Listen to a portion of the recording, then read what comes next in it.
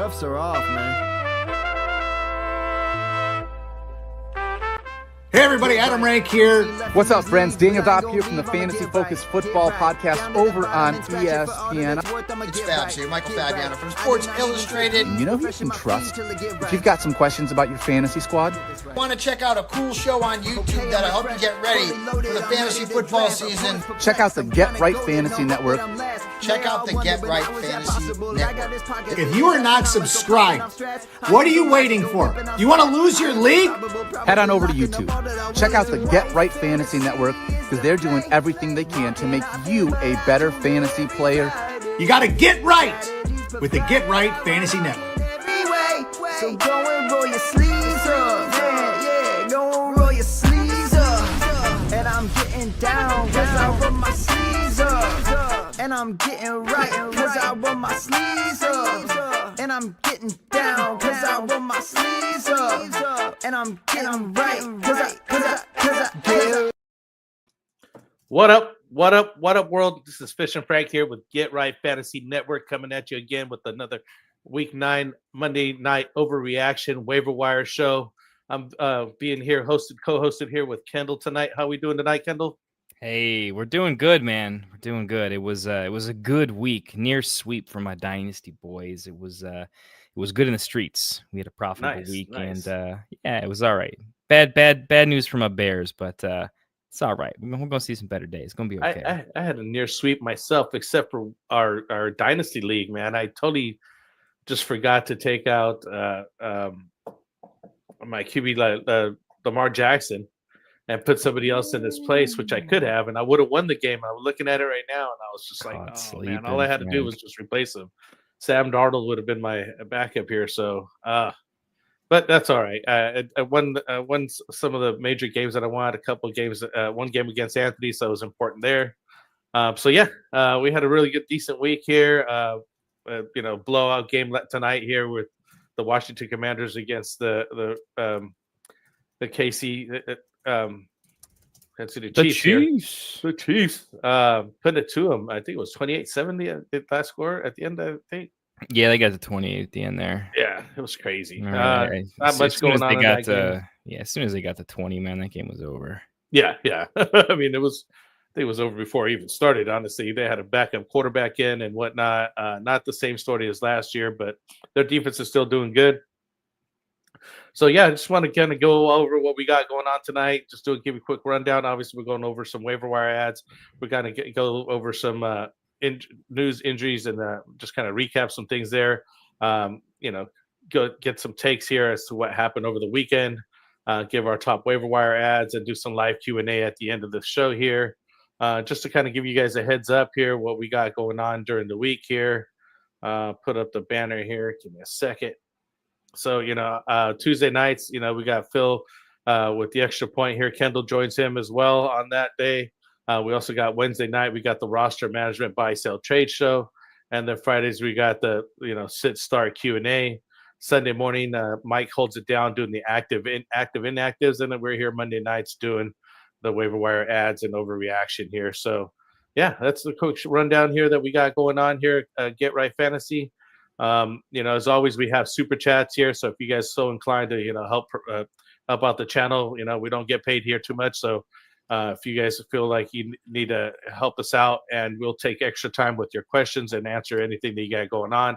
I missed one last Monday night when somebody was on here commenting. So I do feel bad. Please get on here. And if you're on, I forgot his name. I'll definitely take more time to kind of go over what you guys got going on. You got two of us. Gator J saying, what up, Frank? I'm sorry, say it again. Two of us, man. Twice the answers. They're getting right? double what Twice they paid for today. Exactly. It's gonna be fantastic. Say 30% max. I like it. 30%. Ice Cold got another question coming here. We're gonna get you on that one in a second. As soon as we get into those waiver wire ones, we're gonna be starting to talk to you real quick here. Really quick, we got basically week 9 buys are Browns, Jets, Eagles, and Buccaneers. So we got 4 teams on a bye. A Thursday night matchup is coming up is Ravens at Dolphins. Baltimore's under 7.5 point favorite with an over under 50 points and a half. it should be a decent game now. The Dolphins are firing up, getting more on all cylinders. Let's see if Lamar Jackson's back for the Ravens. Henry started getting back into his good graces again, got 2 touchdowns this last game. So that should be a decent Thursday night game. And they've had been all season long, which is surprisingly, because last year and the years in the past, they've been just some terrible matchups that have been happening. And so now that we're getting some way better thoughts into these matchups. So I'm really liking the Thursday night games. I hate the double Monday nights, though. I've been mentioning that all week. Get rid of this double header Monday nights. So you got some news here. You got some overreaction. What do we got here, Kendall? So on some overreactions today. All right. Okay. Let's start with my good guy, Justin Fields. So clearly back, starting quarterback, rest of season, and given the performance that he put up, not so good in the ground. If we're going to overreact to him, Justin Fields, lighten him up as a surefire QB1 rest of season. Probably QB10 or higher. Actually getting in as a starter. I don't know. You in on Fields? You buying that, or you think this is voodoo? He benched. He did save himself by having a good performance. He's just one performance away from being benched again. I don't know. I don't know if he's good enough for the rest of the season.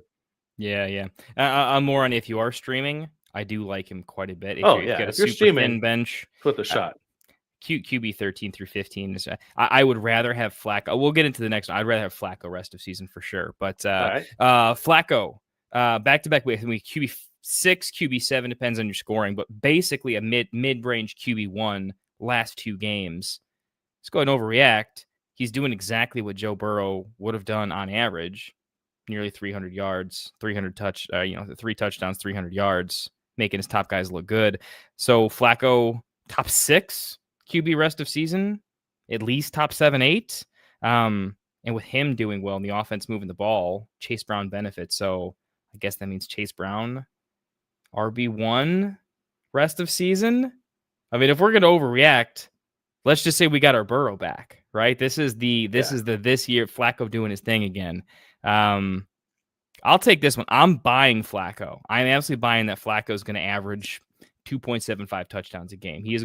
He knows he's in there to do one job, which is throw the ball to his stars. And he knows that as a veteran, he knows his stars want to get the ball. They just want a shot. He's going to sling it. He's going to let it ride. I think Chase is back to, damn near overall wide receiver 1. So I'm buying Flacco. I'm starting him over a lot of other quarterbacks rest of season. Chase Brown, top 12, too spicy. Top 15, not out of the question. I would probably rank him that. I had him as a near start of the week last week that paid. And I do think Chase Brown, huge buy candidate if you can still get him. Yeah, I'm right there with you because Chase Brown was just terrible, man. Terrible up until this point. Last 2 games, he's finally saved it. I just thought it was interesting. Samaje Perine getting some looks and touches in there, got a touchdown. And I was like, look at this guy. So just the whole team as a whole are firing on all cylinders basically now. They're looking a lot better. Like you're saying, I'm buying into Chase, Brown, and Jamar Chase here. So, they're just doing a lot better. I mean, a lot better just with Joe Flacco at the helm, right? You buy in Chase Brown RB1, or do you think not fade him, but hesitant? I RB2. I'm not going that far. RB2? Not full spice. I need to see it a couple more weeks. 5 out of 10. Okay. Yeah. Okay. Breece Hall, the electric RB1 that he is, the Bijan comp, the Bijan before Bijan was in the league. Yeah. After he's traded, clear top 3, top 5 RB rest of season, and immediately looks like JT and a new team with more pass catching. Yeah. I mean, it depends on who he gets traded to, though, too. Assuming they don't have a completely crap O-line, you can almost assume he's going to a better situation. He passed the eye test in a big way most games this season. Yeah. This is probably my biggest. I've overspent on him in Dynasty a little bit. I'm kind of buying. I think Breece Hall, if he's traded to the right situation, I only can't buy it because he could go to a bad situation. There's good and bad landing spots. Yeah. Some of the worst landing spots are just okay upgrades.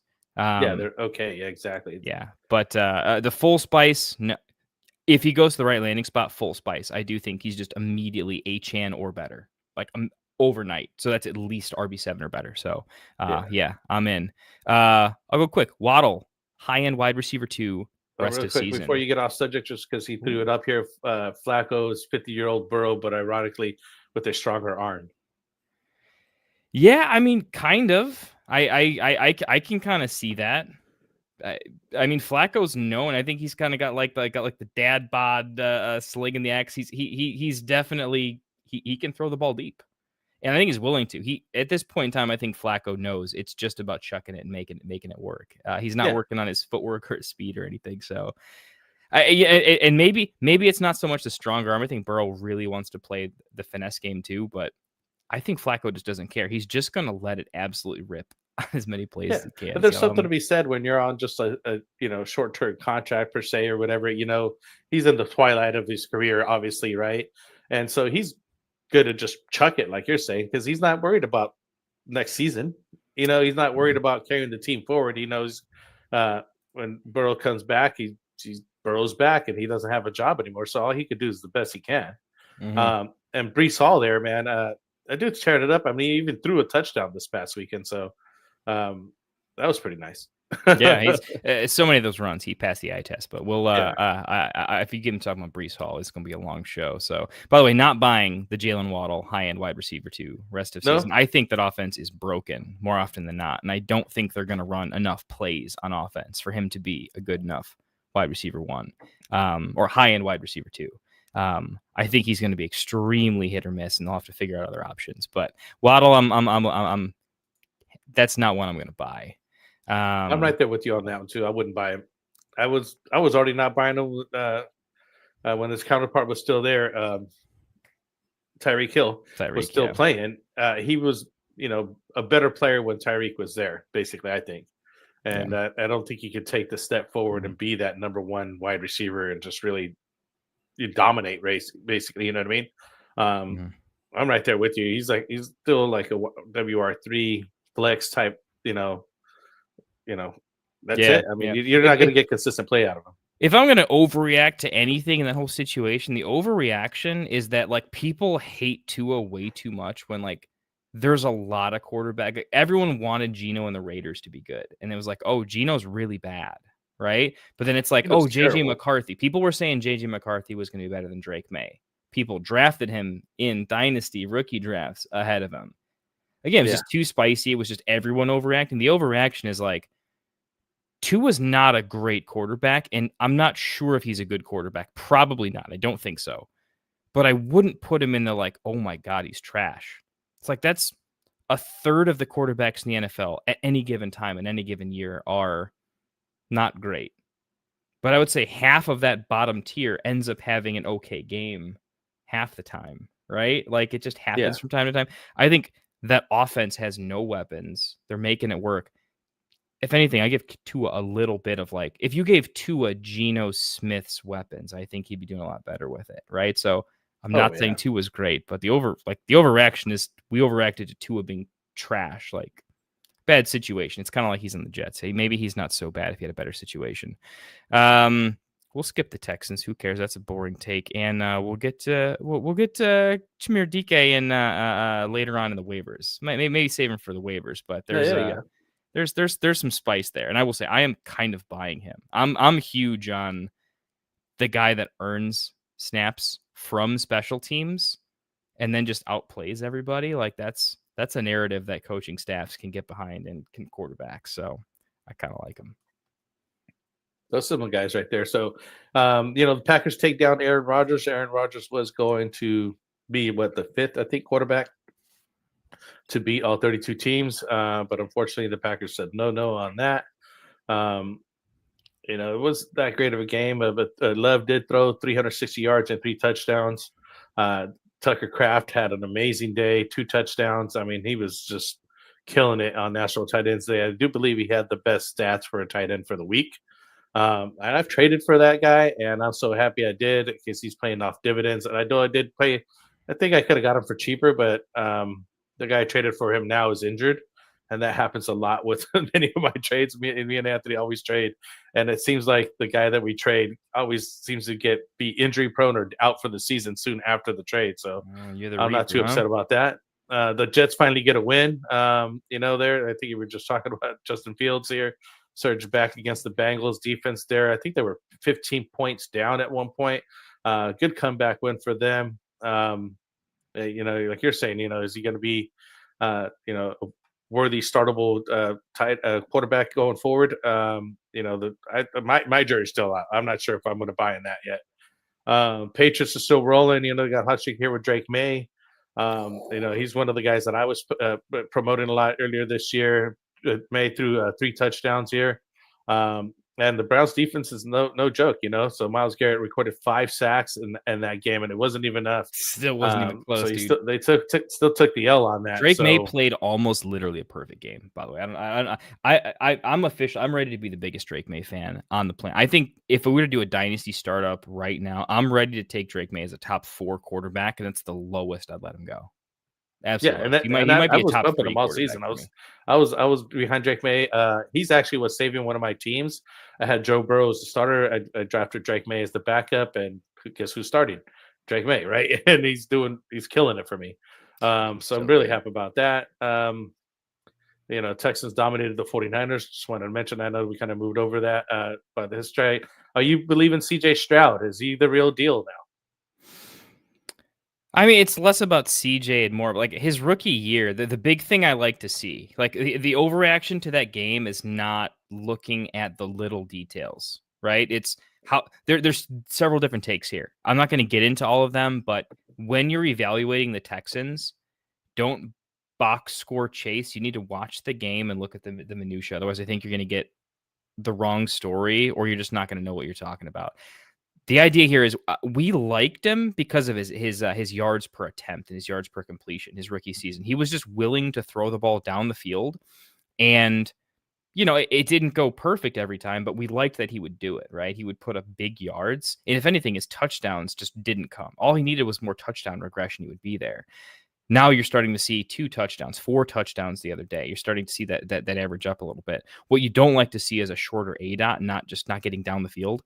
When you got the rookie wide receivers in there, they are fast. They can get down the field faster. They actually have better separation metrics than what he was getting, still, right? Yeah. Now, Nico's fantastic, right? That is more of an O-line Stroud thing. But when you put all new pieces in there, Stroud, is Stroud the real deal? He's willing to throw it down the field, and I think he's good enough. He's not Drake May. He's not Herbert. He's not that level of talent, in my opinion. But is he Darnold level talent, where you see Darnold working with a JSN? That's really working, and you're seeing Darnold is very capable, and in a good situation, capable can be pretty lethal if you have the right tools, right? I think that's probably what you're going to see with CJ Stroud. And a good defense to put you in decent situations, combined with a pretty decent ADOT, and you've got a pretty good recipe for success there. So with the state of their running game too, I think the touchdowns should favor the passing game for the most part. So I'm more wheels up on Stroud than anything, but they were up against kind of a dream situation. The 49ers have no pass rush of any kind after losing Nick Bosa. So take that with a grain of salt. Their O-line is still a season away, in my opinion. He's nothing more than a streaming quarterback and a low-end streamer for me. I am liking Woody Marks, though, man. That dude was getting the ball a lot in that game, and he was being very explosive with it. Hopefully they give him more touches as time goes on. I don't know if I even had him on the waiver wire pickup today, but I should definitely add him here as we're talking about it. But before we go too far here, sites to show you said May has done the most with the least this year when your biggest weapon is that busted Diggs. Then he's been doing this thing over there. It's just still Travion Henderson hasn't really got going yet, though. It seems like they still relying on Ramondre Stevenson a lot over there, just going back a little bit because of that. But we're still waiting on Travion Henderson there to kind of bust out. He did really early in the preseason, and then he kind of took a back seat. But that's how it is over there in New England. I don't like those New England running backs because of that. There's too much RBVC. Like literally every year, every day, you don't know who's going to get the most touches over there. It's just too volatile for me to trust them. Ramondre's a good back. We never didn't like Ramondre because he was bad. We didn't like him because the fumbles and sometimes the situational football can be a little bit rough. We assumed Ramondre would get canned because of the fumbles. Because it's a New England thing. We always liked Ramondre for the most part. Yeah. So, Travion not looking good on his touches, though. That kind of sucks. This last game, finally, he'd ripped a big one, though. 75 yards off of he only had a couple of touches in the game. So I think better things to come there. But it's so cool that Drake May is doing what he's doing, and literally oh my God, Travion Henderson is literally not even on the field. It's just all Drake May. I'm so happy for that kid, man. But if Kyle Williams ever does anything, like, we're in trouble because New England's good and they're actually likable good. It's a problem. Kind of like exactly. Let's see. The Eagles and Giants game. Basically, obviously, we're going to be talking about Cam Scatterboot's, season-ending dislocated ankle. I mean, that looked bad. I don't know if it's season-ending, yet to say, but that looked pretty bad to me. I don't, and Mike was mentioning some guy that supposedly just slipped his leg back into place and started playing again. I was like, I don't know who does. I don't know. I've never seen a player do that, but I don't know what grades of other additional things he has in there, but just from what I saw, and again, this spoken from a true, like, I was pre-med once upon a time and also a nerd for this kind of stuff. The fashion in which he broke it tells me that there were still some pretty severely strained tendons, ligaments, that the foot just has so many tiny little bones and aspects to it that if all that gets really out of sorts, the healing is much more complex with that whole system than you think when you fully dislocate it to that degree. So I think it's pretty rough. If anything, like, it should be a shut it down and slow rehab. But the way the guy plays, like, be ready to go. He doesn't know how to take it half speed, right? Yeah, he's 100. He's at 101 already, right? Getting out the gate here. So yeah, that's kind of our overreaction here, kind of for Monday night. Just getting into the injury news and notes here, but mostly injuries here on these guys. Again, we were just talking about Cam Scatterboot dislocated ankle. Quinshon Judkins, shoulder injury. He got ruled out during the game of Week 8. We're looking at Jerome Ford here coming up, so we'll be talking about him pretty soon. Saquon Barkley, groin injury. He's also day-to-day. It did not return during Week 8, so we might be looking at help me out here. Waiver wire wonder, Tank Bigsby. Tank Bigsby, yes, thank you. Alvin Kamara, also ankle injury, questionable Week 9, and the last week they had Kendra Miller go out for the season, so want to keep an eye on who might be up to bat over there. Bucky Irving still out with the foot injury, and Rachaad White continues to get the touches over there, and the Bucks. But we're waiting for Bucky Irving to come back for sure. Right receivers here, Luther Burden got a concussion here. He's out for Week 9. AJ Brown, hamstring injury. I'm not sure what happened to him, but Devontae Smith did do well in his absence. I think we just mentioned Nico Collins, concussion, was out. Christian Kirk, hamstring injury, also out. Garrett Wilson, knee injury, he's been out. Drake London, he had a hip injury, so he went out.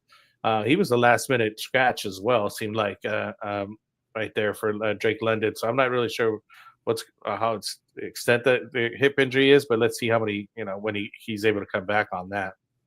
As far as quarterbacks, Lamar Jackson was out for the hamstring injury. Jaden Daniels, hamstring injury. He wasn't going to play tonight. Brock Purdy, toe injury. You got Mac Jones starting over there. And then tight ends, you got Cole Kmet, a back injury. He's out. Dalton Kincaid, oblique injury. He was on the sidelines. He kept coming and going. I'm not sure what was going on with his obliques, but he's got some problems going on. And David Njoku, also knee injury, out. So it really helped Harold Fanning Jr. over there. So yeah, those are basically quick reads here on the injuries. Anybody else that stands out? Can't think of anybody else that's got some injury going on. No, I mean, every veteran in the league is going to be questionable for the rest of the year. So it's the usual. It's even most of these injuries, I think, for the most part, are going to be they're not going to practice Wednesday. We'll take a look Thursday, and then we'll reevaluate Friday. So it just is what it is. I'm paying more attention to the type of injury and what I'm looking at. I'm looking at some more than others. Yeah. So on that note, we got to pay some bills real quick. Right now it's the boost over with Underdog Fantasy. It's the best place to play some pick'em contests where you simply pick higher and lower on player stats like total yards and touchdowns. So we usually use them during the off season here to do our best ball drafts there, where we just draft the players, set it and forget it. No long-term commitment, no lineup setting, no waivers, no trades. So you just kind of draft the team, and it gives you a really good idea where the ADP is for the regular season. So currently they have a promo going for play 5, get 100. It's not just play 50. I haven't been able to get that corrected there. So, definitely go to underdog.com, download the app, use promo code GetRight, and you get some additional monies there from us, and it helps support the channel here. So yeah, visit Underdog Fantasy. That's where we're playing our stuff at. That's where I play at. I know that Phil and Kendall been doing their best ball drafts and pick'ems lately with them. So go check them out. Really quick on that. Let's get into top waiver wire ads. Why don't you give me your top 2 quarterbacks here? Just 2 quarterbacks. We'll rank them after we get through some of them there. Quarterbacks. So top 2 for me right now, just based on who's available. So Joe Flacco is number 1 for me. I really do see him as like a quarterback 7-8 rest of season, right around that range. But there are names like Sam Darnold and others that kind of got pushed out. So Joe Flacco is my number 1 priority at quarterback. And then number 2 is going to be the name I just mentioned. If for some reason Sam Darnold, if he wasn't able to be hung on to through the bye week, I would pick him back up. He would be my 2. Okay, he's taking my top 2 guys. So I'm going to go with Mac Jones here, San Francisco 49ers. While, Purdy's still out. He threw for 193 yards and 2 touchdowns, and he's been holding it down over there in San Francisco last couple of weeks. He's only 33% owned right now. And, basically till Brock Purdy's out, Mac Jones has just been toughing it through. I mean, that guy's getting beat up a couple times and just still gets back in the game. And then the next guy here, we got Jackson Dart here with the Giants. Good solid performance, 193 passing yards. Say that again? Jackson Dart still on waivers? Yeah, he's still on waivers. He's about 20% owned on some of these leagues. So that has to be ESPN. That's got he has to be ESPN on that one. Unfortunately, I didn't get all the other ones here. Yeah. Let me look them up. I think sleeper. He's like 75% plus. No, it's sleeper because they have so many. What do you call it? Dynasty leagues and things like that. His numbers are off over there. You know what I mean? Like, wow, I like to use sleeper, but sometimes they're like higher. They're usually higher than average, honestly. But he's right here on Yahoo, 63% owned, on the ESPN 69. So he's right on the threshold at 65% owned or less.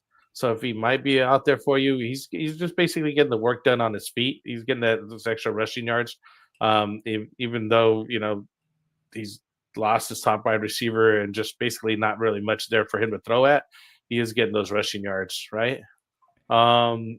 Anybody else? Do we got get another 2 you got on your list? Well, I'd say Jackson Dart would have been my number 1 waiver last week and this week for sure. I would have dropped 100% fab last week too on him. But if you are in a league where he's still available, that is the easiest 10,000% of fab you've ever done. Just to round it off, last 2 that I would worth grabbing are, I still think Fields is worth grabbing.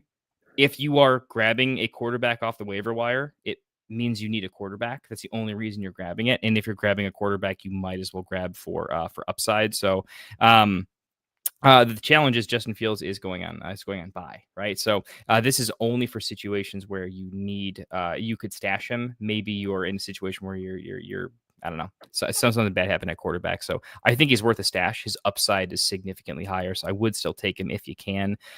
If not, give me some Trevor Lawrence. If the offense ever gets going the way I think it will, he was quietly doing better last couple games. So I would take Trevor Lawrence over some of the other options if I really needed to. Obviously, we're in desperation territory at this point. You're probably packing it in. I don't know. I don't know if I'm spending too much fab past that. Right. Well, one guy I've been liking here, Aaron Rodgers. He seems like to be rejuvenated here. Threw for 219 yards and 2 touchdowns against the Packers there. He faces the Colts in Week 9. Currently owned about 47% on Yahoo, 42% on ESPN. I don't have the sleeper number, but they're usually higher. And he's been throwing up some good numbers here. Another guy to look at here is Tua. I know that it's not the greatest, and we were just talking about the offense over there, but he did get for 20 for 26, 205 yards. and threw for 4 touchdowns, no interceptions on Sunday's upset win over the Falcons there. So, that's he's getting some numbers there. We really don't like Waddle that much, but he is putting it together. So let's take a look at him. Now let's rank them. Let's see where we go. Number one guy would be who? Sam Darnold or Joe Flacco, or are you just shooting down for Jackson Dart if he's still available? I'm in, I think, about 30 leagues, and Jackson Dart is not available in any of them. I think that is that stat is broken. That there's no way that could be correct. I would spend every dollar of fab I had last weekend this week without question. I think every I would. I know that my leagues he's still available, and he's just I like his rushing. I just don't. I just think I need more than just his rushing. You know what I mean?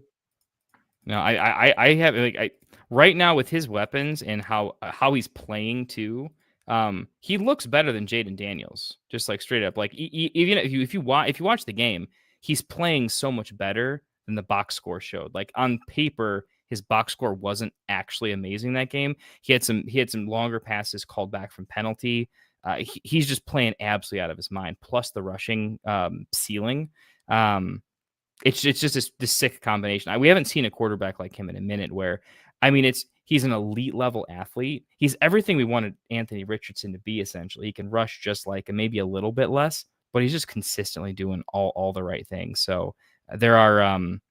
I said Flacco, I think, is going to be a pretty high-end quarterback the rest of the season. I would still take Jackson Dart ahead of him, for sure. All right, so he's taking Jackson Dart first, Joe Flacco second, I think, right? Yes, yeah, Joe Flacco second. And then we're definitely for sure locked in on Sam Darnold as third. Yep. He's coming off the bye week, so we take those guys. Those are the top 3 quarterback waiver wire ads. I'll go ahead and start with the running backs and shoot it back over to you. Obviously, we're talking about Tyrone Tracy here with the Cam Scatterboo injury.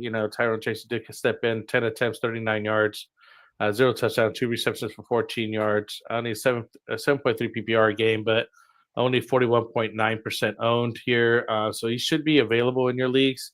He obviously we started off with him. He got injured. People dropped him. Cam Scatterboo stepped in, but now it's time to shine all over again. So we're definitely looking at Tyrone Tracy. And another guy, because of the other injury here, Judkins got injured. So we're looking at Dylan Sampson. Those are the 2 guys we have on thumbnail here. So, Dylan Sampson's the next man up. Only 3 attempts, 0 yards, 0 touchdowns, 5 receptions for 29 yards in this game. So hopefully now that he gets the full start here, Dylan Sampson, we did have him as an early waiver wire or look guy earlier in the season. I wasn't sure which guy was going to be getting it because Judkins was on that suspension here. So now he's back. Hopefully Dylan Sampson has an opportunity there. How do you feel about these 2 guys? So, think they're going to be, worth it? Is it going to be the waiver wire money we're going to spend on these guys? Short answer is no. No, I don't think so at all. I think Tyrone Tracy couldn't actually hold on to even a timeshare. He went away. He was just completely gone. So I think this is an example of he still probably has to be the number 1 waiver priority. I think for me, this is significantly more of someone's going to overspend on him in a fab budget league. And I'm going to let that happen, right? I'm not going to put my number 1 priority with crazy fab for Tyrone just because I think he's going to split time with Singletary, to be honest with you. He's still my number 1. It's just not who I'm targeting, right? I think we're bringing him up because I didn't even put him on my notes. I forgot to put Singletary there because I want to kind of give that same take, almost a similar take. I think they might split a lot more than you think, right? There's just some backfields where I just don't really believe that much in the talent of Tyrone Tracy. We can get to some of these later on backs. I'm just going to say, look, there's a difference between I didn't draft particularly well. It didn't pan out well for me at running back. So I need a fill-in RB2 because I have to start a legal lineup. And I don't want to put 4 points in my lineup. I like to put 8 to 10 minimum, and I'd be happy with that, right? That's kind of what we're doing with a lot of these, right? I don't think a lot of these are crazy. There are some that I think are less sexy that actually have more upside. That's what I want to be going with, right? So to your answer, those 2 in particular, I like the talent of Dylan Sampson significantly better, but he's on a terrible offense and he's not quite as good as Judkins. So he needs he needs all those passes. He needs 5 catches to kind of be worth it. So I do like Sampson, but it would take Judkins down for the season. He would be a bye week fill-in. So I do like Dylan. I almost like Sampson almost more than Tracy in terms of upside, but Dylan Sampson's probably not. Judkins is probably fine, right? So I like Sampson as the talent. He's more of a stash for me, though. I don't think you can start him without Judkins being seriously injured. I don't think that's the case. Nice. So give us your 2 guys here. And like Kendall has said, we will get you guys' questions, definitely. So keep them coming. I got them starred here for most of you guys. And I appreciate it, Nino. First time Kendall and I have been on here live, so we're having a great time here. Yeah, so give me two running backs on your side here. Cool. All right, let's go with that. Let's go. Honestly, my favorite 2, just straight up. Even though they're not. Again, Tracy's my number 1 priority. You have to. Sometimes you got to buy wins, man. It is what it is. I lose games too. My number 2 priority, Tajay Spears, Tennessee Titans. Won me some leagues tail end of last year. Hopefully you as well. We had back-to-back 20-point games to end the fantasy playoffs last year. Was fantastic. Here's the thing. I thought his injury, it was supposed to be extremely bad for a fast twitch running back. He needs lateral agility, and his injury limits lateral agility, right? So I was like, oh, he's done. Even when he's back, I didn't think he was going to be good, straight up. And then he looked pretty good, and he still had the cuts, and he still had the juice, and he looked like he had more juice than Pollard sometimes, and he was a very effective change of pace back. So I like Tajay Spears because I think he is the 55% back the rest of season. I do think he ends up being the goal line back because of his versatility more often than not. And I think he's got a higher percentage chance to break some plays. So I actually like him as he's going to be startable with a healthy Pollard. He's just going to be plenty startable. And I think he's going to catch 4.5 passes a game and do well with them to the point where he's just going to get you 10 points. He's going to be at least what Eckler was last year. And I think he's got a little bit more upside. God forbid an injury happens. So that's Tajay Spears, a little bit quicker. My number 3, Isaiah Davis for the Jets. Really into Isaiah Davis. 1, he catches passes. So even Breece is awesome.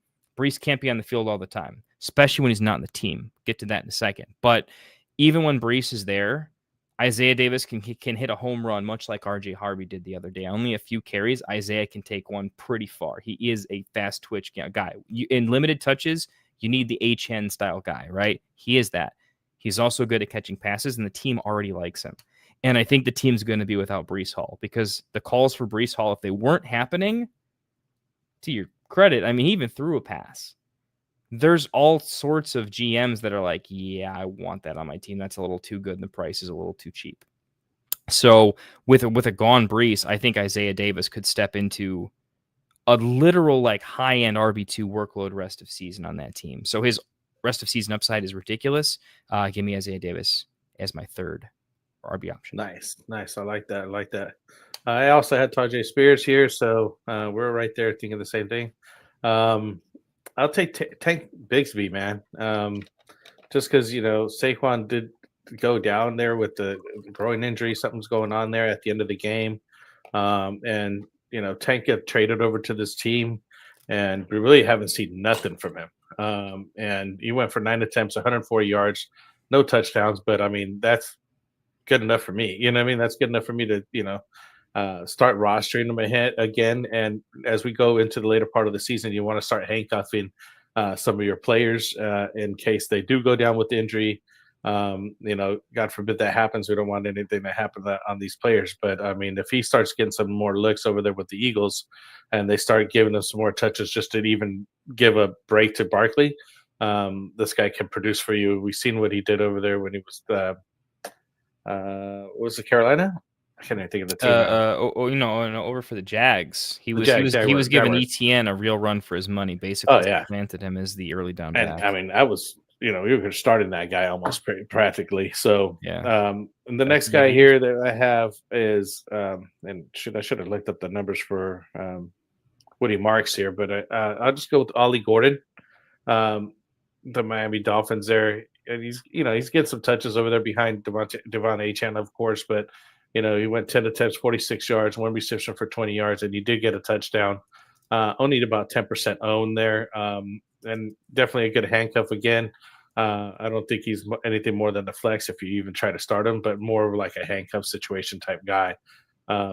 But I do like the fact that he's getting some touches. Obviously, there was nobody there. And I forgot who they had that also went down earlier this year. You remember who that was?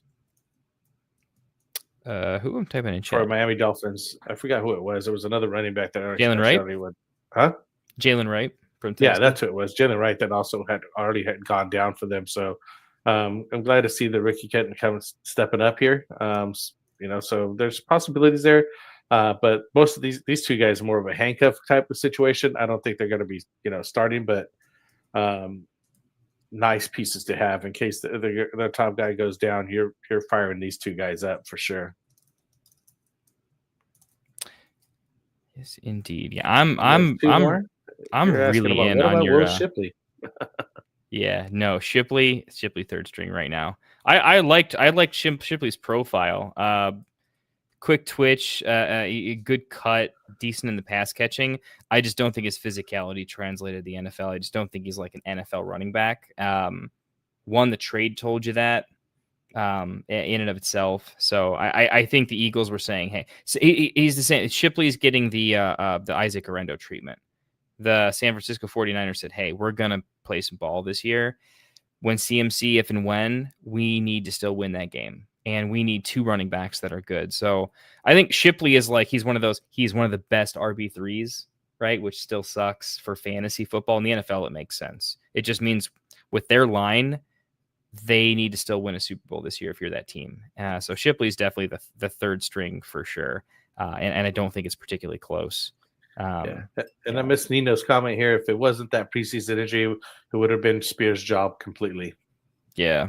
I mean, capped, right? Though, because Pollard, with the way that team is playing, right? You wouldn't want to use and abuse Spears when this is a lost season, and you'd rather have Spears better for next year, right? So it still would be like a 50-50 split, but we'd all know what Spears is, right? So is what it is. I wish Spears had one less injury on his record, given his knee arthritis history. But yeah, the fact that he looked that good after that injury tells me he's got some dog in him. I didn't think he did, to be honest with you. Nice. That's good with these guys. Two more? Do you got any two more? Or?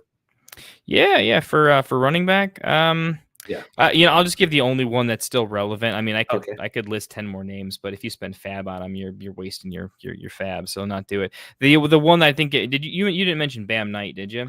No, but I do have him. But yeah, go ahead. Yeah. Michael Carter, obviously getting dropped there. I think this is looking like it's going to be Bam's backfield just for a little bit. Benson comes back. I think they clearly have some. They think Bam's okay. I think this means that when Benson comes back, it's a timeshare between him and Benson. I like him. I just think super capped ceiling. This is the example of if you need to start somebody, he's a starter. So I do like him. I don't think he's going to be startable very much longer. And even when you do start him, I'm not playing him in DFS. That's where he's super cheap, right? And he should get 10 points, but I'm still not playing him. So that's why I have him ranked fairly low. But I do think he has a low ownership, probably lower than he should. So I'd take a look. But he's like sixth in my priority list. I'm lower than the market. When you look at all the other websites, I'm lower on the market than he is. Yeah. And on that note, we would definitely want to look at Trey Benson because it was a 4-week time window for him to be out. They're bye week here this week here coming up on week 8, and they're down and out. So and they're playing the Cowboys here coming out of this bye week, and obviously poor Cowboys just have no defense this year, and basically every team that's been playing them is just going gangbusters. So if this guy does play, it's either Bam Knight or Trey Benson, whoever's playing over there, would probably have a pretty decent game there against the Cowboys, unfortunately. So you want to fire those guys up if you have the opportunity, even just as a flex start guy. Like he said, you wouldn't trust him for the rest of the season and only one more game for Bam Knight. But if Trey Benson or him are available, you kind of want to fire him up against the Cowboys. Yeah. So let's rank them up. We just kind of went over some of these guys. Who's your number one here for running backs? Sadly, it has to be the Giants. It has to be Tyrone Tracy. It has to be, right? It's close. He's the number one on my board because if he were free, it's still who I would take. Rest of season, I have to be honest, I'm higher on Tajay Spears. Screw it. I'm not. No, Tyrone's no longer my one. I just screw it. I'm done right there. I just don't buy it. He wasn't good enough. I was barely starting him when he had all the work. Let me be clear. So I just think the Giants might be good enough that he might have to be the one because he is a converted wide receiver and could catch enough passes, and they're injured and Neighbors is gone. So like he has to be. He has to be the one. I hate it though. He's the thinnest one I've seen in a while, and I'm not fab dumping for him, but he is my one. Nice. I like how you changed it up here. I was going to agree with you. I was going to take Tajay Spears as number 2. I'm close. I'm so close. Unfortunately, I kind of have to stick with that Tyron Tracy take. Titans offense is so bad. It's so bad. Yeah. The Giants at least have a better offense. So that's where my tiebreaker is. If everyone in the chat wants to know, running backs, sometimes you just tie break and go with the better offense. Sometimes that's just always the better play. And we're getting to the wide receivers next. Don't worry, Tyler Sperry there. He's like, what's going on? I got some thoughts there too. We got some coming up next. Give us a second here. So yeah, I mean, I think Tyron Tracy, we're agreeing with Tajay Spears, probably tied for number 1 spot. We're getting Dylan Sampson, I guess the 3rd spot. I have to put Dylan Sampson categorically 1 spot lower, but I do like him as like a tier. I have to put him below Isaiah Davis, and it's a big teardrop for me, only because like if Judkins is healthy and Breece is healthy, I can still play Isaiah Davis as my RB2, and I actually think I have a shot at something, where Dylan Sampson is like not playable. Dylan Sampson for me is a better version. No, he's not. Dylan Sampson is like a worse version of Tank Bigsby, but I think the injury is a little more severe. I think Dylan Sampson is a little bit of a trap because Judkins has to be fully done, and I don't think that's the case. So that's why Dylan Sampson is down a few tiers for me. You can't play him. And I agree with you there too. If Judkins was fully out, then you could be able to see and trust Dylan Sampson at this point. He's like Tank's a handcuff too, right? But he might get the whole 4th quarter when the Eagles are blowing someone off, where the Browns are never going to be a more than 1 score lead this entire season. And shout out just really quick to Samaje Perine. The Bengals there rushed for 94 yards and the touchdown on 9 carries. Came out of nowhere there. Just an assist to Chase Brown. I'm glad that the Cincinnati Bengals are actually putting something together there with Joe Flacco at the helm. So good to see that. Now, hey, here we go. Moving on to the wide receivers there, Tyler. Long waited for you. And he was like, what's going on with the wide receivers, right? Let's see. Let me give you top 2 here that I have here. Troy Franklin, Denver Broncos, 35% owned here, almost 36%, 6 reception, 89 yards, and 2 touchdowns. Franklin was on the waiver wire before, I think week 3 or 4. I can't remember. Now he's back again. He's been rostered and just, spot starting him here as a flex. I think going forward, he'd probably a WR3 and a flex start. Just to feel comfortable. I'm not going to move up to WR2 status. And Shamari Dyke, is that how you say his name? Honestly, I've got to look it up because I know what people are saying. I've heard Kamir and I've heard Chimere. I think I keep accidentally saying like Chimere, but I don't think that's not correct. I think it's DK though. I think it's Kamir DK. Kamir DK. Titans wide receiver there, only 8% owned. The guy went for 7 for 93 yards. I think you like him as well. I do like he's him. Coming around, so he's your 2. Those are just 2 right now. I'm not ranking yet, but yeah, it's 2 to give out. 2 all right, trying him. Cool. All right, I'm gonna go with 2 that aren't obvious. I'm gonna go with Christian Watson, huge. 84 yards and 4 catches. Also, didn't play on like 30% of snaps. Played on a lot more. He was in like 65% of snaps. He was in like a lot of the game. The dude's good. He's talented. The team paid him. They know he's going to be good. He was only out for an extended period. I think they were doing almost like the Christian McCaffrey. Like, dude, get this guy healthy. He's stupid. Yeah. That's good. Like, don't rush him back, right? And because he's been injured so long, we don't have to pay him a lot of money. We can do the Green Bay thing, and we can kind of we won't have to pay him a big contract because he's injury prone. So he's good. Jacobs got shut down a little bit. The run game, when it gets stopped, Jordan Love has a cannon, right? Christian Watson is kind of the deep threat because like Golden, I don't know. He's still learning how to play in the NFL a little bit. That's Christian Watson ate Golden's lunch this game. That was the big takeaway. You want to overreact. Christian Watson on like half of a healthy body just destroyed Golden. That's huge. In a game that matters, the guy that we weren't sure if he was going to play, just came in and said, hey, the guy you drafted in the first round, day one, I'm going to destroy him. And also like Dobbs, you're cute. So yeah, Christian Watson, big deal. One of the bigger ceilings rest of season, probably one of the biggest single game ceilings you can have if they have a tough matchup. So Christian Watson's on my board, and he has a high ownership percentage, but this is someone to watch if they are dropped. If they're on the waivers, pick them up anyway, Darnell Mooney. But Mooney might have been picked up and dropped after his pretty bad performance. If people aren't paying attention, that Penix wasn't in the game.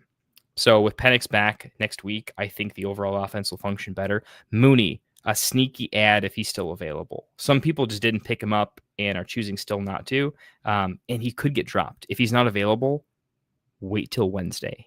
He'll get dropped. Yeah, I like Mooney as well. Let's see. Let's give you guys a couple more here. Kayshon Boutte, New England Patriots, 40% owned, 3 for 37 and a touchdown. He's coming into the zone over there at New England. Drake May seems to like him quite a bit here. So I want to be taking a look at him. And who was it? The other guy here, Jaden Higgins here with the Houston Texans. I'm not too fan of the team there, but he only went 4 for 31. But he's getting a lot more target share, only 25% owned over there. Just a couple more guys here to add into there. Yeah. Anybody else special you got? I know I've seen your list. You got a good number of wide receivers there. Okay, I'll rapid fire. Malik Washington is on there, but he's a trap. I'm not doing it. I'm not investing. He was barely startable. Like he caught the touchdown and everything. He was good when Tua had the best game maybe of his life. When Tua does half of that, cut Malik's production in half, cut his touchdown in half, or make it 0, and he's not a thing, so he's off my board. Jalen Noel I like, but he is the one that Christian Kirk will get back healthy. I don't think Noel in that game had like a 30% snap share where Higgins was up in the 70s. It's pretty clear that Jalen Noel's been very productive, but if his snap share doesn't get up there, it looks like Higgins is going to eat his lunch on availability. So I can't get to Jalen Noel over guys like Downs or Mooney. I don't know. I think those are all the main guys. I think we're missing Malik and Jalen, and I like them, don't love them. Josh Downs, honorable mention, throw him in there. I like him.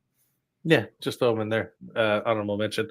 So who are we ranking here for these wide receivers? Who's your top guy here? Troy Franklin's too chalk. The team is well coached. The big thing for me, the big take with Troy Franklin is I didn't see a world in which Troy Franklin was legitimately going to test for the 1A, 1B with Sutton, but he's simply athletic enough and the team's in weird enough game scripts where Sutton's just too traditional, but he's not good enough at what he does. And Franklin can kind of do it all. So the fact that Franklin is like not just the 2, but clearly the 2, sometimes almost the 1, puts him in a separate tier on a good team that puts up points. And that team just lost Pat Surtain for 4 weeks. Their defense is vulnerable now. They're gonna have to score more. So yeah, a hidden reason why he is easily the 101 for me in terms of like the overall board. And then we're going Kamari Dyke here as a number 2, I believe. You're going 2 for him. That's spicy, but I like it.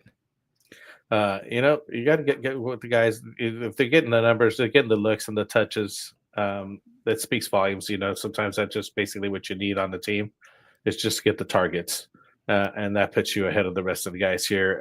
And then who are we going? Kayshon Boutte, number 3. I'm gonna be honest. You probably should put him 3. I am lower on market than him. I am completely on the train of like that is so Drake May and not Kayshon Boutte. It's just Drake May. I still think that at the end of the day, it's always going to get spread around. It's like buying in on Booty is like spending too much on Dobbs. Or when Wicks was a thing for a week. I just think that in a week or 2, you'll be like, well, it came back. it's just going to be volatile. I just don't know when you're ever going to know when to play him. I don't see him as an emerging talent. I see when Booty plays good, it's because Drake May found the open guy and it was you. So again, there's a lot of smart people out there that are thinking Booty's really a thing. I'm going to die on this hill. I'm going to go contrarian. He's still on my board, but I'm putting him below Kamara Deke and I'm putting him below Christian Watson. He's my 4. Yeah. So he's still number 3 though overall. So, and just throw this one out here, sites to show you. It says, what are some cheap dynasty wide receivers that could blow up to be a wide receiver 1 in 2026? That's like a full episode there, my man. Oh my goodness, that's such a good call. I teed it up for you and Phil because Kendall and Phil do a lot of dynasty talks on their show. Oh my goodness, this is more redraft, obviously, and just week to week here that we got going on. But just a food for thought. If you got any two guys, give them 2 guys. You should be looking at cheap dynasty wide receivers. How cheap are we talking here? That's my only question. Like, how cheap? I'm asking this because is this like 3rd, 4th super dart throws, or are we getting up into the 2nd rounders? I kind of want to know how cheap. I'm going to go on the super cheap because there aren't anybody that's super cheap that's going to be a wide receiver 1 in 2026. It's not a thing. It's not going to happen. There isn't a super ridiculous hidden gem, but I can give you some that could be like wide receiver 2s, maybe. I'm literally going to pull up some of my favorite dynasty teams, and it's just going to tell you everything you need to know. This is so while he's doing that, sites, if you could just post up, are you 10-team, 12-team, PPR, half PPR? Give us a little bit of background on what you got going on for your dynasty. It always helps to phrase your questions that way. So if we know what how many teams you're playing with, what your scoring setup is, and things like that. And Ice Cold Jones, I see your question here, and there's a couple extra questions out here that we've had have started. I know that Kendall responded to you here for the RJ Harvey question, but we're going to get to all of them here in the Q&A section. We only got tight ends to go after here. So as I buy some time here for Kendall, let's see what he's coming up with. All right. So just to throw it out there, generally wide receiver, you're asking me for like a stupid blowups. I have to find like unreal upside, which is incredibly difficult. But if a trade or an injury or both were to happen, I do think the combination of Josh Downs and or Alec Pierce is very worth taking a cheap shot on. Pittman gets injured and he's killing it, but there's just so many worlds in which the team stays good, but a piece gets changed out. Josh Downs, I think, is still going to be way in the up and up. If I had to say one, it's on recent form. Josh Downs he's here, but in 1 year's time, he could be pretty ridiculous. I think it's Josh Downs right now. Tez Johnson for the for Tampa Bay. I really like Tez. He's got a crazy story. Look into his backstory. Sites, you're going to see he's actually kind of got a dope, like he's got dog in him. He had an okay week, not a big week. I think long term he could be better than Jalen McMillan on that team for basically the 2-in-2 wide receiver sets with Igbuka post Godwin Evans. So I think those are some names that are pretty big deal. If you want to go 2 more, just because we've talked about them, Kamara Deke right now, everyone's all Elik Iominor. I think Kamara Deke could be Tyler Lockett-esque. I'm really liking him quite a bit, to be honest. He's doing some things for me. So outside of that, I think those are probably everyone else is going to cost you a second at a minimum. I could go into other stuff, but like those are like you can still get them for a third, and you could paint the town with them. So there you go. Perfect. Getting some sweet dynasty advice here on the waiver Monday overreaction waiver wire trade show here. So, so he's saying he's a 2nd or 3rd pick. Xavier Worthy. So yeah, there you go. Oh my goodness, massive buy low. They want to throw the ball deep, and he's going to get some jet sweeps. He's a better version of Jameson Williams and an objectively better offense when everyone's healthy. My goodness, if I can get Xavier Worthy for a second, I don't know the format. Pick worthy. He's saying 3rd or 4th round, 2nd or 3rd round pick worthy, like as in worthy of those type of picks when he trades for them, for the dynasty guys. I don't think he's talking Worthy as like the Xavier Worthy as like the receiver. Are any of these guys? He's answering the question. It's basically worth a second or third. If Yes, we can yes, get up worth. into, if we can get up into a second, there are some other names right now. But if you're in sharp leagues, any league I'm in, no one is going to give you that deal, right? So it's going to take a little massaging. But I did like the Josh Downs, Kamari Dyke, like Josh Downs is going to cost you a second, right? I said Josh Downs because there's no way you're getting him for a third. Like someone is suicidal to give you Josh Downs for a third. I bought Josh Downs for a late first in some leagues, and I still feel good about it. That should tell you something about it. Package that second and the third. Go get Jameson Williams. My God, go get Jameson Williams. Go get him and Xavier Worthy. Go get one or the other or both because those guys are super underrated. After this past week, you should probably go get Matthew Golden because he'll be dirt cheap if people will allow it to happen. If you want super stupid cheap, honestly, Jacoby Myers before he gets traded, he's going to go somewhere. And if Jacoby Myers goes to the Bills or something, like Jesus, like Jacoby's good at football. He could go some places. So Jacoby's actually kind of low key nice. On the Raiders, just poor guy. Yeah, those are some other names. Let's finish off here though. Let's move it on to you got me in dynasty mode, man. You have to physically cut me off because I will talk dynasty. By the way, chat, if you guys aren't in the Discord, seriously, get in the Discord. I live there. Anybody else you're at that gives you like a sentence or two, ask anyone who's in the Discord. I write full-fledged novels on paperback. I mean, I will give you 5 paragraphs per question. Both and him and Phil. for it. We're going to start charging at some point, but for now it's free. So get in there. Get in there while you can. Get in there while it's still cheap. Free. So let's round out the tight ends here. Let's take a look here. I got to go back up to my list. I did have a guy here last week in Harold Fanning Jr. Still coming up this week. Harold Fanning Jr. caught 6 of 8 for 62 yards and a touchdown.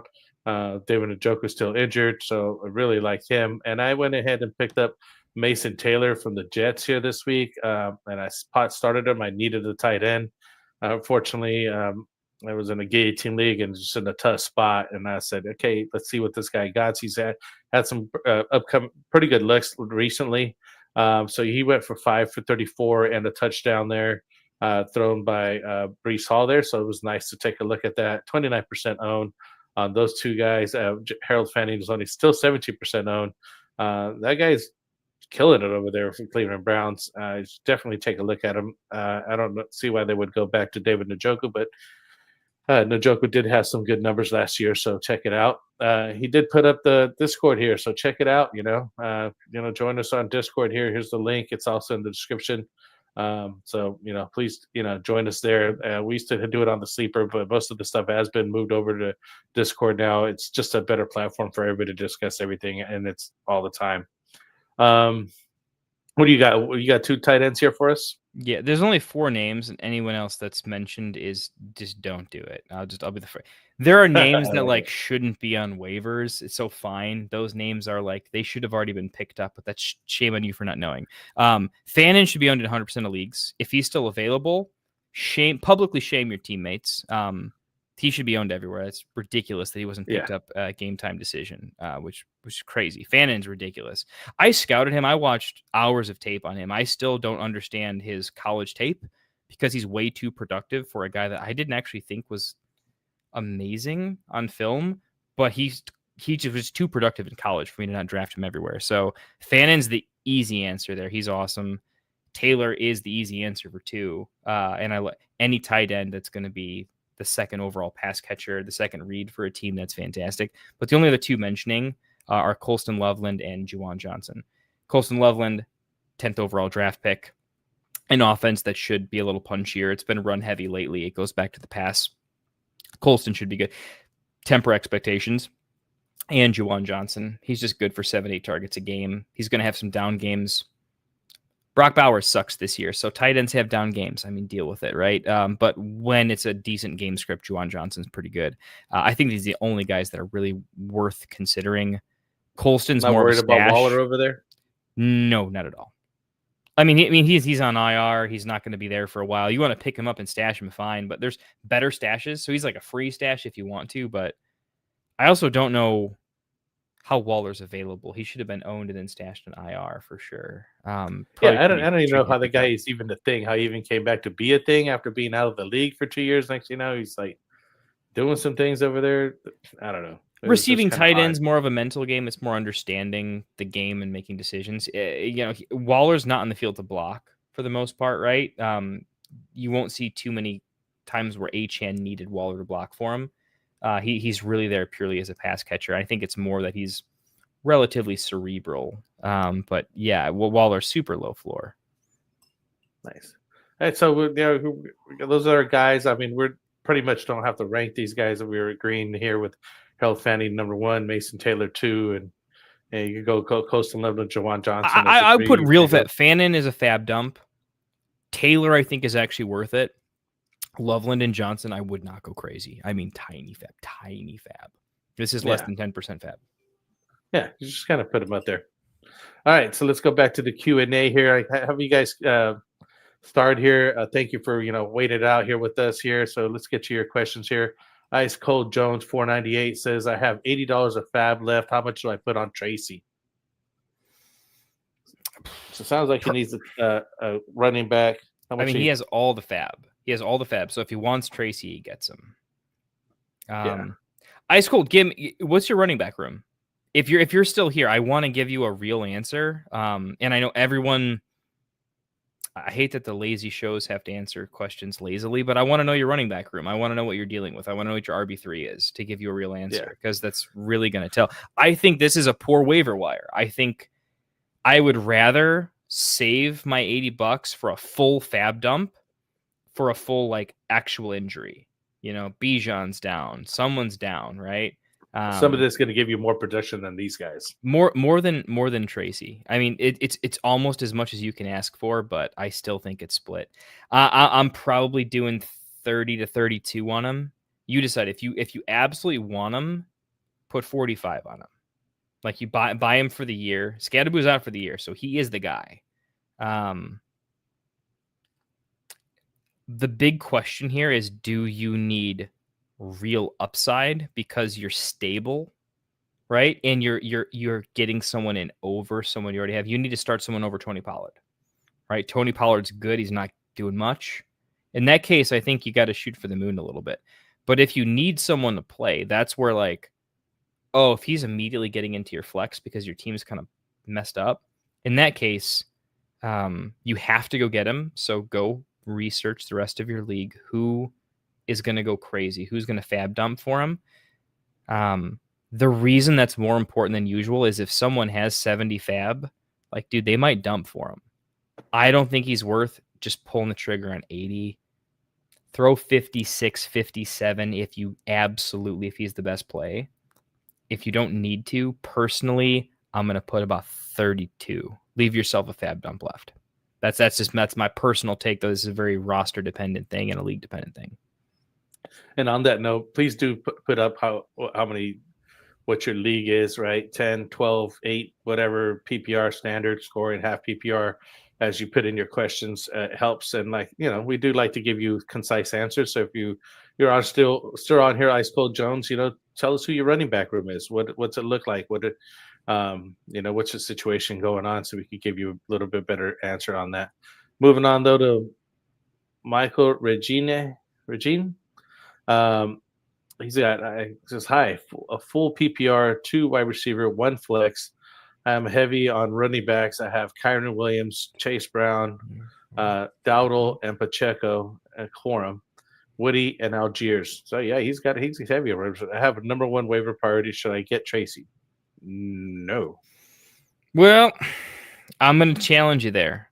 Look at the rest of your league. If there are people, you need to look at 2 to 3 things here, okay? Look ahead. Who in your league has the worst running back situation this upcoming week at running back, right? How desperate are they going to be? Try to identify a piece that you would flip you would flip him for, right? So would you fab dump Tracy, use your number one priority to then play defense to get him to then flip him? There's many cases where there is a tiny upgrade that you could make if you flip him and you know the guy's going to flip, because there's outside of Tracy, there's not too many like startable, like immediately great RBs on the waiver. I think more often than not, you're going to say yes because you're going to buy him to trade him. Yeah. So that's why I say I don't say yes to play him. I say you got to trade him. Yes, to trade and him. He's I more agree with that tradable part. than most of what's on your team, right? I think you've got Kyron, Williams, Brown, Dowdle, Woody. I think you should have already traded a running back by now, but yeah, take Tracy out the market. If anyone gets injured, everyone has to come crawling to you for running back. So you should definitely look to buy him, but then flip to upgrade something soon. I'm in that position right now. One of our leagues, I have a lot of running backs stacked, and people are like, well, how can we have all these? Can't start them all. I was like, well, I'm just waiting for you guys to need them. And I'm putting trade offers out there. And Anthony does that all the time. He used to just pick up guys from the waiver wire and throw them out there for people to, trade offers. And you do send them to the guys that are needy. They have running backs that go down and don't have a better running back room anyway. So, I mean, if you could get some low end tight ends or wide receivers for yourself, they help you out. And or maybe even high end ones. If you said 2-for-1 deals, because you do have plenty of running backs to send out there, you could upgrade your running wide receiver room or tight end room so pretty quickly. Yeah, I think you can go buy low. Still be fine. Can I get Tracy and flip him for Jameson Williams? Like, can I do something like that? Like, I would try. So that's why I'd go for him. I think running back is going to be the one where their production can be low, but there's still high trade value, as weird as that sounds. So you should still use your number one priority on them and then sell them. But do your homework. And we got Tyler Sperry coming in here. Who's the best wide receiver to grab? I don't trust Devonta Smith without the AJ. He's stuck.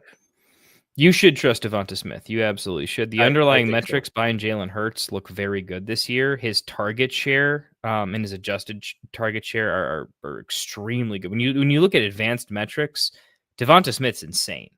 If you don't trust him, you can't handle volatility. I'm telling you right now, Devonta, as someone who owns Devonta Smith and has traded Devonta Smith, and also as someone, I'm hypercritical of Jalen Hurts.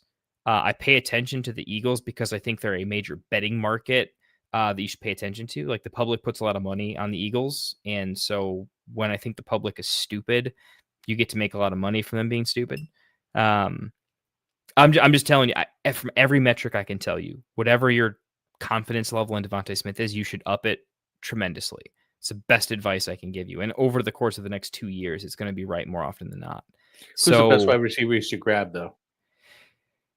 I mean, if he's looking to grab somebody, and not say he's going to drop Devonta Smith, you definitely shouldn't drop Devonta Even Smith. if you pick up our favorite, which is Troy Franklin, you should start Devonta Smith over Troy Franklin rest of season without question. Yeah. But that kind of goes to your answer right there, because if you could just go pick up this waiver wire guy, who's our tape waiver wire guy for this week, you're still way more confident with Devonta Smith. I mean, let me put it this way: the big thing is, so the best guys I can offer you in the waiver wire are going to be Troy Franklin. If I want full ceiling plays, it's going to be Franklin, Jaden Higgins, and Christian Watson, and Kamir Deke, right? There's different levels of risk with each of them, but it's got to be one of those four. Kamir Deke, he has to be super good in a bad offense. So you want Kamir Deke, super good in a bad offense, versus Devonta Smith, sometimes a great offense. Take the great offense volatility. Christian Watson has a legitimate upside.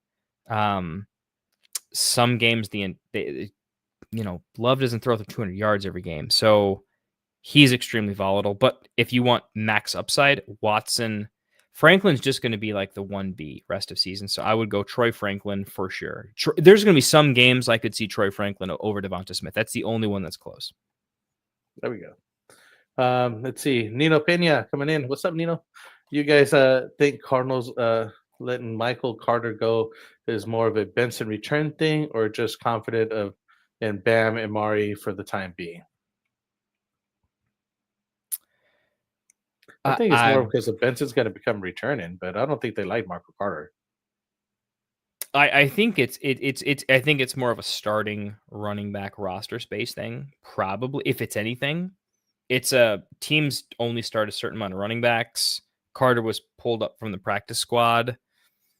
That's the best explanation I can give you is Benson is coming back, and it is going to be Bam and Benson, and Amari DiMercato is a better tangible asset on the roster versus Michael Carter. So it's politics plus. It doesn't really matter all that much. So I think if you don't read into it from a talent perspective, don't read into it anything other than all. Like Michael Carter was brought on the team because he was from the practice squad. So they've got to move around irrelevant pieces. I don't think it changes too much. Yeah. Amari and Michael Carter are never going to matter. Right back on it's Bam and Benson forever. And honestly, this team's going to draft another running back too. Yeah. Oh, for sure. They're going to get another one. I think we already answered this question, but just want to bring it up here for others that are watching. Ella and David here. This is RJ Harvey was dropped in my league last week.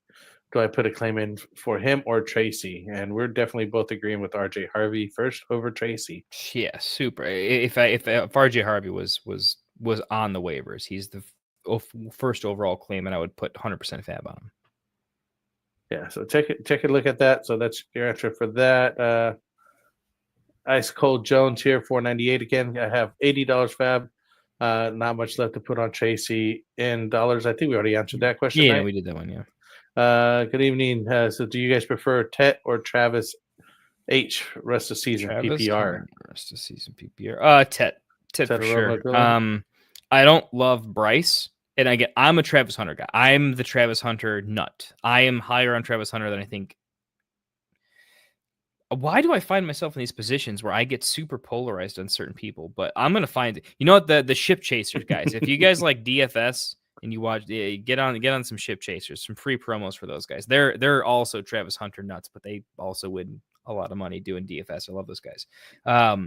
Tet, because he's going to average more targets in an offense that no matter what, it's going to funnel the targets to him. They're both very similar talents. Just one has a slightly better role in their offense as the red zone, as the 10 target a game situation, where Travis doesn't always have to be the guy. BTJ is, I think, in my opinion, a more talented player. He plays a different role.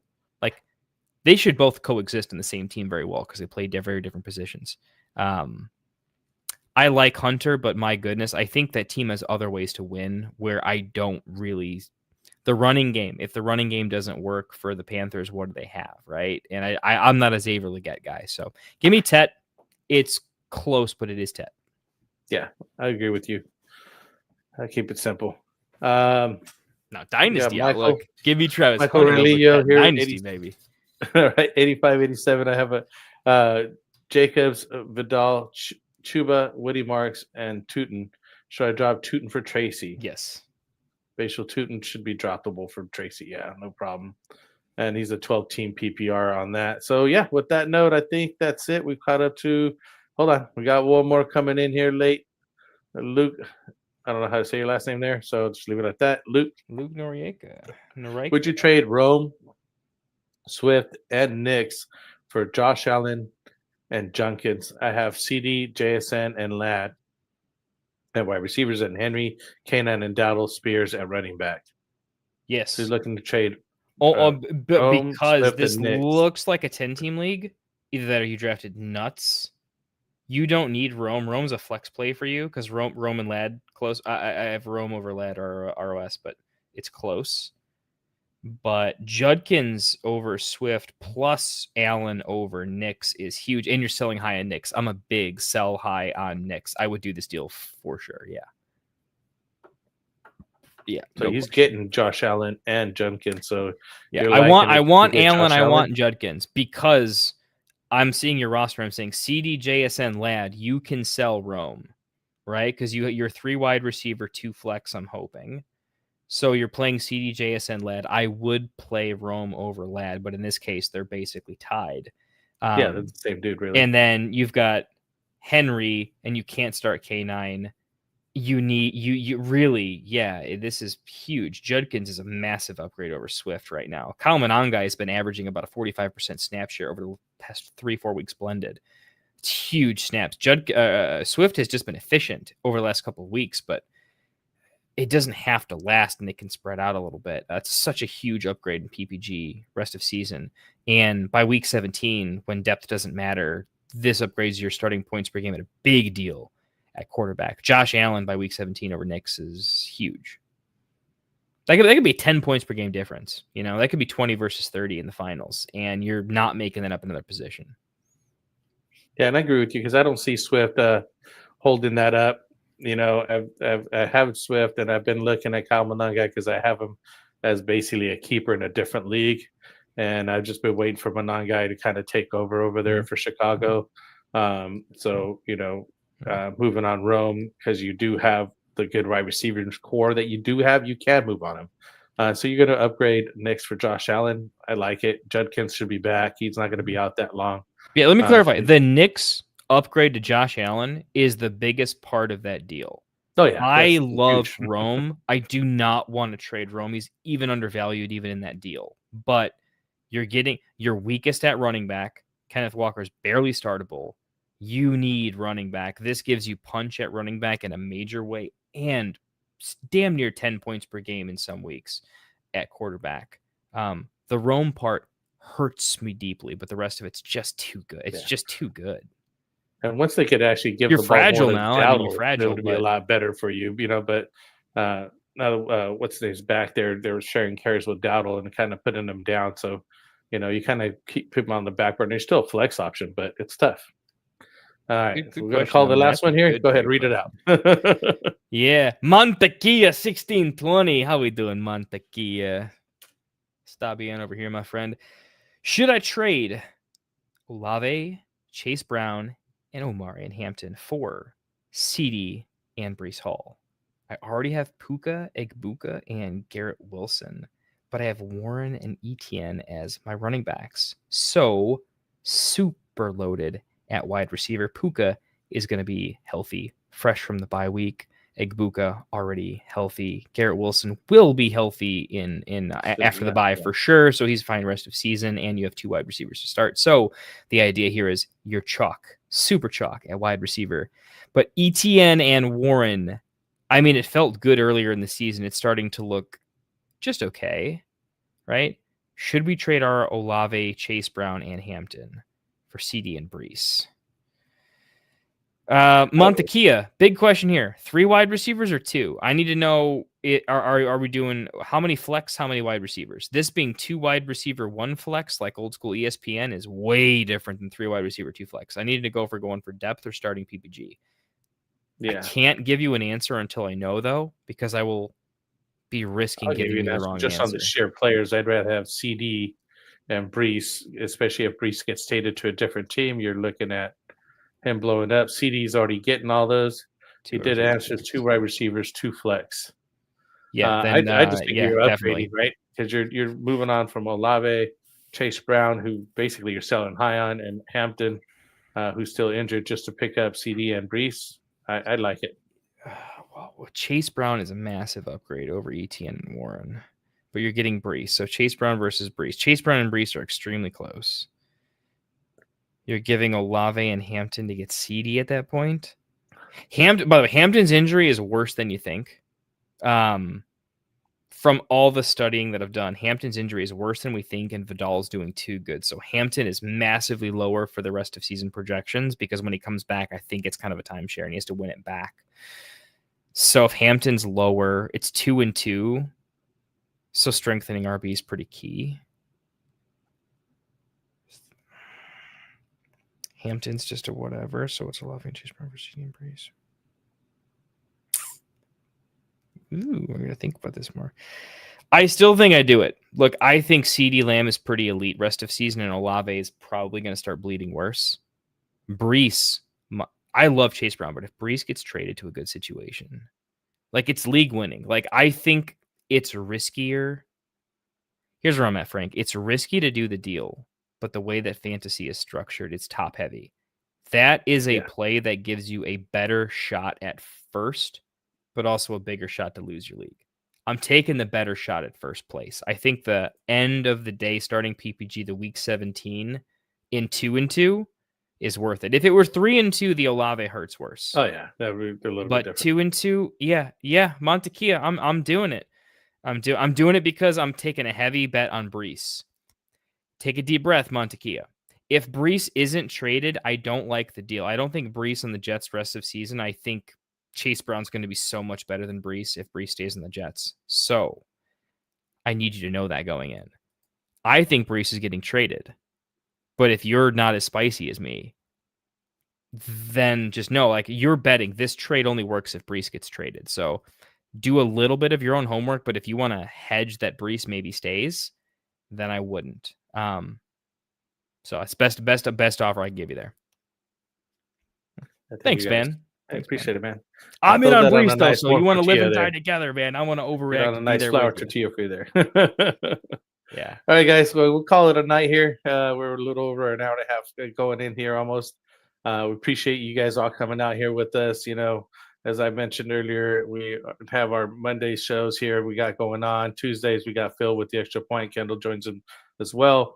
We have Wednesday, the roster management buy sell trade show. Fridays, we got the sit start Q&A. And then Sundays, we got the active inactives with Mike here. So come join us here at Get Right Fantasy Network. You know, our affiliates here and the links, as well as the Fantasy Football Tavern, and here with Kendall right now, and then Phil with the Extra Point. The Fantasy Boardroom is no longer here right now for further notice, but we'll see when he comes back. I got to get Mike to update. I keep saying that every day. So I got to remember to tell Mike that. But on that note, appreciate you guys being here with us. You know, follow us on the Discord channel. As he mentions here, you know, check out the links in the description as well. Appreciate you. Thank you for coming on here, Kendall. Thank you. It was a good night. Appreciate that, man. On that note, just saying peace out, man. Thank you for coming out. Anytime. Wanted to write fantasy is the play. Marking nothing but I tune every Friday. Strategies provide.